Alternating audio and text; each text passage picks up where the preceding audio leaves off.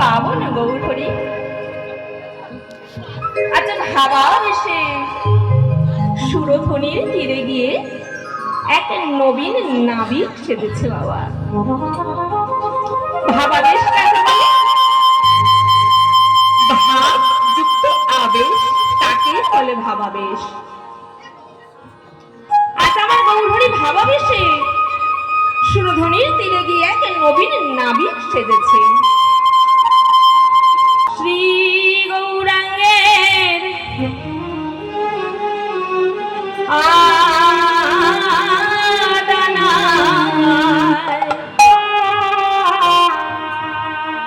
আমার গদাধর বৈঠা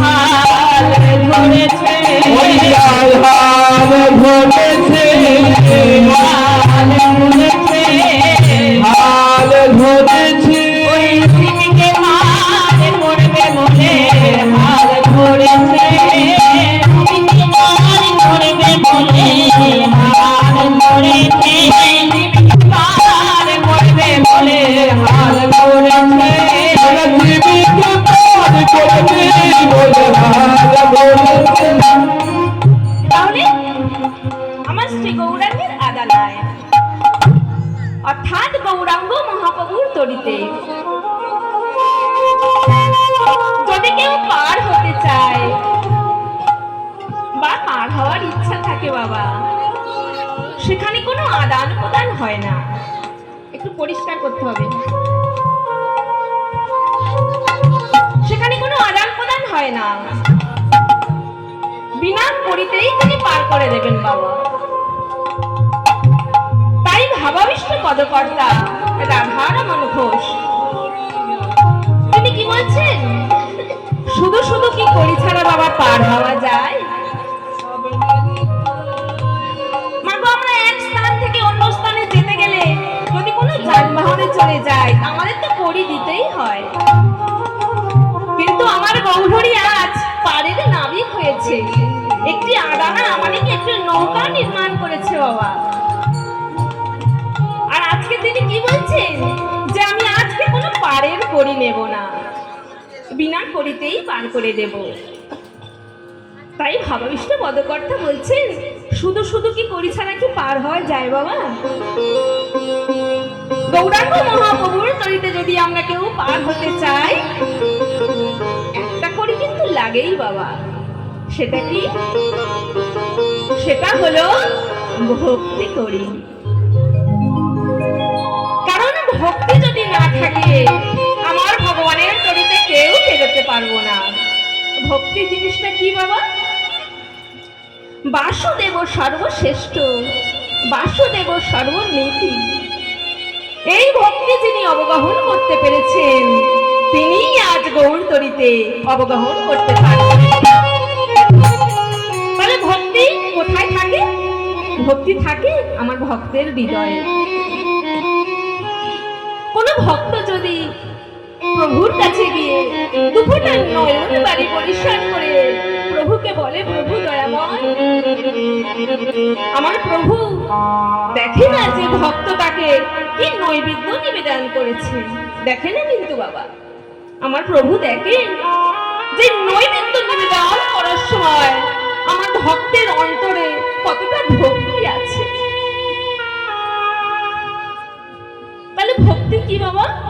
ভক্তি থাকে আমার ভক্তের অন্তরে,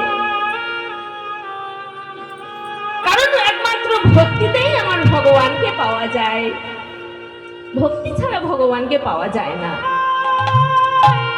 যেমন পেয়েছিল প্রহ্লাদ, যেমন পেয়েছিল শবরী, যেমন পেয়েছিল পরাশরী দেবী, তার অন্তরে এমন ভক্তি ছিল বাবা, স্বয়ং দুর্যোধনের রাজসভা থেকে 56 রকম ব্যঞ্জন, 56 রকম রাজভোগ পরিত্যাগ করে আমার কৃষ্ণ গিয়েছিল কোথায় গো? বিদুরের স্ত্রী পরাশরীর কাছে। আর কি সেবা দিয়েছিল জানেন মা? কলার ছোপা সেবা দিয়েছিল। আর আমার ভগবান, ভক্তির ভগবান, ভক্তের ভগবান, সেই ভক্তের কাছে সেই কলার ছোপাই সেবা করেছিল। ভক্ত যদি দু ফোঁটা নয়ন বাড়ি পরিশ্রম করে প্রভুকে ডাকে বাবা, প্রভু কিন্তু না এসে পারেন না। যেমন একটি ছোট্ট বালকের উদাহরণ, নাম তার গোপাল, তার পিতামাতা আদর করে তার নাম রেখেছিল বাবা গোপাল। খুব শিশু বয়সে সেই গোপাল তার পিতাকে হারিয়ে ফেলেছিল। খুব জন্ম থেকে সে তার পিতাকে দেখেনি বাবা। মা অতি দরিদ্র, ঘুঁটে বিক্রি করে কোন রকমে তাদের সংসার চলে।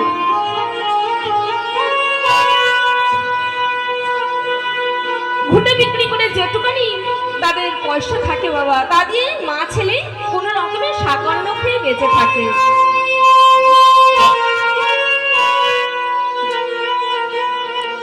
একদিন মায়ের বড় সাজ জেগেছে, তার গোপালকে পড়াশোনা শেখাবে।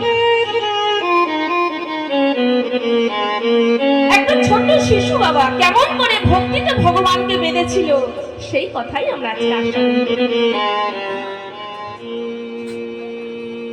সেই ছোট্ট গোপালকে তার মা কি করলো বাবা? পাশের গ্রামে একটা পাঠশালায় ভর্তি করে দিয়ে এসেছে।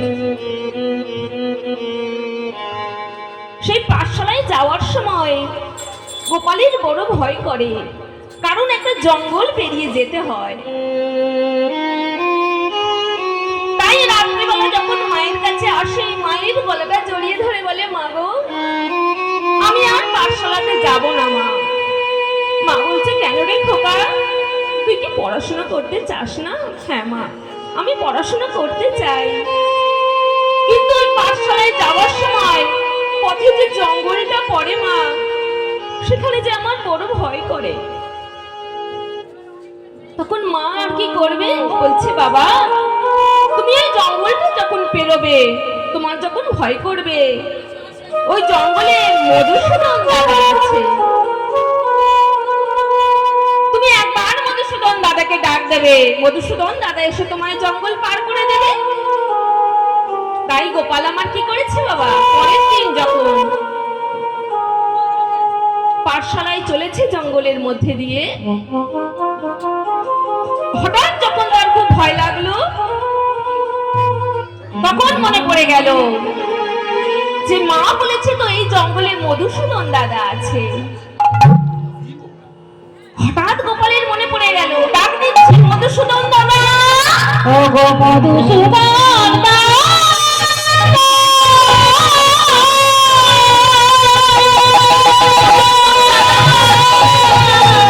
আমি তোমাকে দেখতে পাচ্ছি না কেন, তুমি একবার দেখো।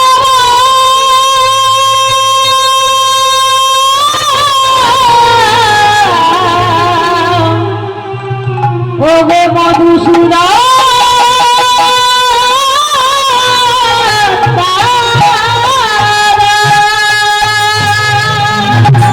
কোথায় তুমি মধুসূদন দাদা? আমার মা যে বলেছে তুমি এই জঙ্গলের মধ্যেই আছো। আমার যে বড় ভয় করছে এই জঙ্গল বেরোতে, তুমি এসে আমায় পার করে দাও। এই বলে ভক্ত যখন হাত বাড়িয়েছে, আর কি আমার প্রভু থাকতে পারে গো? আমার প্রভু যে আর থাকতে পারছে না, যখন বারবার ডাকছে মধুসূদন দাদা, এই অন্ধকার জঙ্গল যে আমি আর বেরোতে পারছি না, তুমি কোথায়? একবার এসে দেখা দাও, একবার আমায় হাত ধরে পার করে দাও দাদা, একবার পার করে দাও। আধার জামি একা আমি,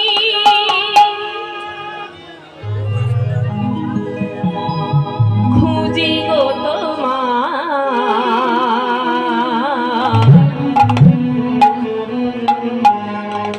হাত ধরে পার করে নিও গো আমার।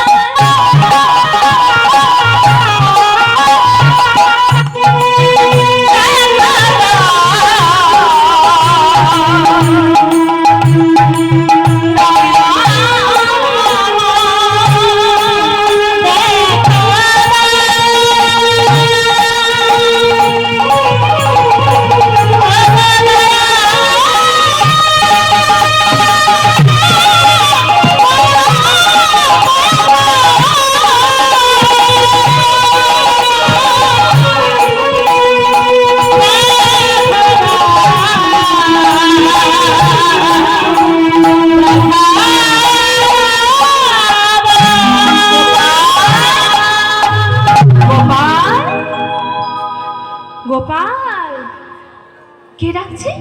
কে ডাকছে আমায় অমন করে? গোপাল সামনে তাকিয়ে দেখছে আমার ভগবান আজ ভক্তের ডাকে এসে উপস্থিত হয়েছে বাবা। তাহলে ভক্তি ভরে যদি আমার ভগবানকে ডাকা যায় বাবা, আমার ভগবান কি না এসে থাকতে পারে? সেই ভক্তি যদি আমাদের অন্তরে থাকে তবেই আমরা গৌরতরীতে অবগাহন করতে পারবো। তাই আমার গৌরহরি কি করছেন গো? আমার গৌরহরি আজ দাদা নিতাইকে ডেকে বলছে, দাদা,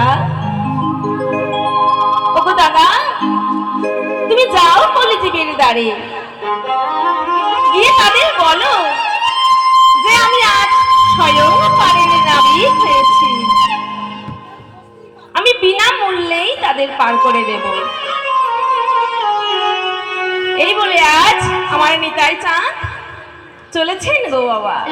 কলিজীবের দ্বারে দ্বারে গিয়ে ডাকছে, ওহে কলির জীব, তোমরা আর মায়ার ঘুমে ঘুমিয়ে থাকো না। দেখো দেখো, গৌরহরি আজ স্বয়ং পারের নাবিক সেজেছে বাবা, বিনামূল্যেই তোমাদের পার করে দেবে। এই বলে আমার নিতাই চাঁদ ডাকছে গো। তাহলে নিতাই চাঁদ কে বাবা? আকাশে যেমন চাঁদ ওঠে, সূর্য ওঠে, তিনি আমারও মামা, আমার বাবারও মামা, তেমনি আপনাদেরও মামা। আকাশের চাঁদ সূর্য তারা যেমন সকলের মামা, তেমন আমার নিতাই চাঁদ হলে আমার জগতের সকলকার গুরু নিত্যানন্দ মহাপ্রভু। আর নিতাই চাঁদ ডাকছে বাবা। নিতাই চাঁদ যখন ডাকছে, অন্ধকলির জীব মনে মনে চিন্তা করছে যে নিতাই চাঁদ গৌর ডাকছে আমাদের। তাহলে নিতাই চাঁদ কি? সকলের গুরু, জগৎ গুরু। গুরু শব্দের মানে কি বাবা? গুরু শব্দের মানে হচ্ছে, গুতে শব্দের মানে হচ্ছে অন্ধকার, আর রু শব্দের মানে হচ্ছে আলো। তাহলে যিনি অন্ধকার থেকে আলোর পথে নিয়ে আসেন তিনিই হলেন গুরু। তাহলে এখানে কোন অন্ধকারের কথা বলা হয়েছে? কারেন্ট চলে গেলে ঘর যে অন্ধকার হয়ে যায় ওই অন্ধকারে নয় মা। এখানে কোন অন্ধকার কথা বলা হয়েছে? এখানে আমাদের দেহের মধ্যে যে অজ্ঞানতার অন্ধকার, আমাদের মনের মধ্যে যে অজ্ঞানতার অন্ধকার, সেই অন্ধকার দূর করতে পারেন একমাত্র গুরু। গুরুচরণ আশ্রয় করলে তবেই আমাদের মনের অজ্ঞানতার অন্ধকার দূর হবে বাবা। কারণ আমাদের মনে যে বাবা বাবলা গাছের কষ লেগেছে গো, বাবলা গাছের কষ লাগলে কি হয়? শত ধুলিও যেমন যায় না, তেমনি আমাদের মনে বাবলা গাছের কষ লেগেছে। এই কষ যাবে কেমন করে? গুরুচরণ আশ্রয় করলে। ও মনে বাবলা গাছের কষ লেগেছে, ও মনে বাবলা গাছের কষ লেগেছে, ও গুরু ধুয়ে দাও দেন সাবানে,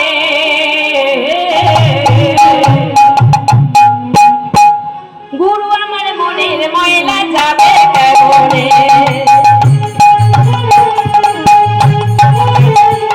মনে বাবলা গাছের কষ লেগেছে,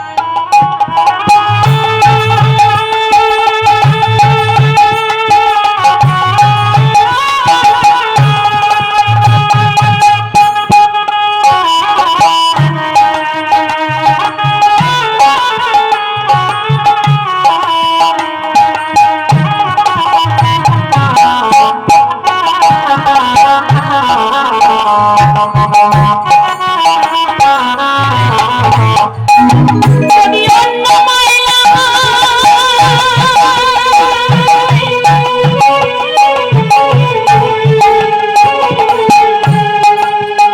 যদি অন্য পানি হয় ধুয়ে দিলে যায় মনের কাছে চরণ কানে ধোয়া লাগে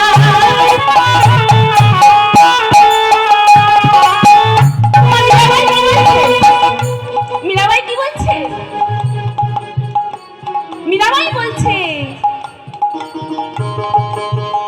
कौन है काजल से काली काजलेर থেকে কালো কি আর কি বলছে कौन है भूमि से भारी মানে কি পৃথিবী থেকেও ভারী কি আর কি বলছে জল से পাতলা कौन है মানে জলের থেকে পাতলা কি আর कौन है আগুন से तेज আগুনের থেকেও তেজ কি मीराबाई কি উত্তর দিচ্ছেন যে জলের থেকে পাতলা হচ্ছে জ্ঞান আর পৃথিবীর থেকে ভারী হচ্ছে পাপ আর আগুনের থেকে তেজ হচ্ছে কি মা মানুষের রাগ ক্রোধ আগুনের থেকেও তেজ আর কি বলছে কাজলের থেকে কালো কি কাজলের থেকে কালো হলো এই মায়ার কালি কলঙ্কের কালি তাই কি বলছে